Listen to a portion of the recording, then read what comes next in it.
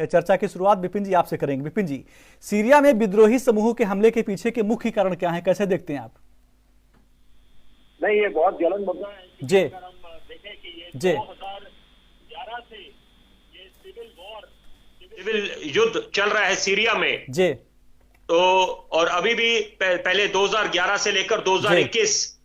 और वहां पर अगर आंकड़ा बताया जाए तो 3 लाख मौतें हुई जी। और उसके बाद ये दोबारा जो युद्ध शुरू हुआ है जी। तो अपने आप में आप इसकी गंभीरता समझ सकते हैं कि राष्ट्रपति जो बशर अल असद है उनके खिलाफ जो विद्रोह है और ये जो सुन्नी रिबेल्स हैं इन्होंने एक मोर्चा खोल रखा है। तो एक तरफ इनको नाटो का समर्थन है और गल्फ काउंसिल का समर्थन है, दूसरी तरफ अगर हम इसकी बसत की बात करें तो वहां पर ईरान, रूस, हिजबुल्लाह, जो हिजबुल्लाह है उनको ईरान का समर्थन है। तो यहां पर क्योंकि ये इस समय वर्तमान की अगर बात करें तो यहां पर इजराइल फिलिस्तीन का युद्ध, जो उसके बाद यूक्रेन रूस का युद्ध, और यहां पर अब जो ये सिविल वॉर सीरिया में हुई है, तो ये कोई अच्छी बात नहीं है एक तरफ से कि हम जब वैश्विक स्तर पे चाहते हैं कि अमन शांति बनी रहे, और वहां पर ये अगर युद्ध किसी भी देश के किसी भी विश्व के किसी भी कोने में जब युद्ध होता है तो उसका असर अलग अलग मुल्कों पे होता ही होता है। और क्योंकि अगर आप व्यापारिक नातों की बात करें, अलग अलग व्यापारिक नाते होते हैं, अलग अलग मुल्कों के आपस में ट्रेड ट्रीटीज होती हैं, और इंटरनेशनल पीस कोऑपरेशन, और उसके लिए तो देखिए सारे जितनी भी वैश्विक स्तर पे संस्थाएं हैं, एस्टेब्लिशमेंट्स हैं, वो उनका गठन ही, जन्म ही इसलिए हुआ है कि वो वैश्विक स्तर पे शांति बनाए। तो यहां पर अभी चुनौतियां बनी हुई हैं, और सबसे बड़ी बात है कि हम जो सरकार की तरफ से बात करें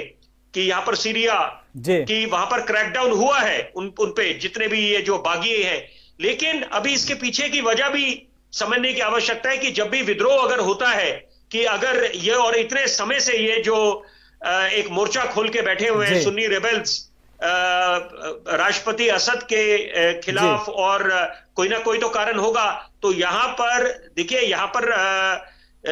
बीच बचाव की आवश्यकता है, क्योंकि यहां पर इससे युद्ध से किसी का भी भला नहीं होता। और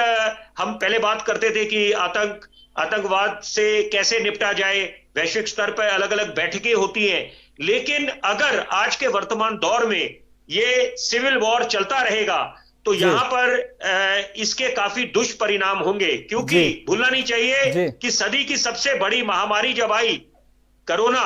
और वहां पर लॉकडाउन की घोषणा हुई, तो उसने भी किस तरह से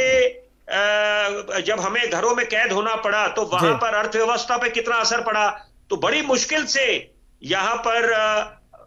हम लोग, अलग अलग मुल्क उभरे हैं कोरोना काल से। तो यहां पर अब यह अपेक्षा करी जाती है कि बीच बचाव का रास्ता हो, और कोई ऐसा वैश्विक स्तर पे कोई नेता उभर के आए जो यहां पर एक शांति का प्रस्ताव दे, ताकि, क्योंकि ये अगर अभी हम वर्तमान पे अगर बात करें 2024 में खड़े हैं तो यहां पर 6 लाख तक वो मौतों का आंकड़ा पहुंच चुका है। तो इसके मतलब है अपने आप में, ये आपकी दर्शकों की जानकारी के लिए कि यहां पर इसका कितना देखिए इंपैक्ट हुआ है, असर हुआ है। तो ये अब मुझे लगता है कि ये जो कोल्ड वॉर की बात करते हैं, उसके पहले कर्दिश टर्किश जो कॉन्फ्लिक्ट और इराकी सिविल वॉर, ये तमाम बातें हैं कि यहां पर अब बीच बचाव का भी रास्ता चाहिए, कुछ ऐसे पीस एग्रीमेंट्स हो कि ताकि इस पे एक लगाम लग जाए। ठीक है।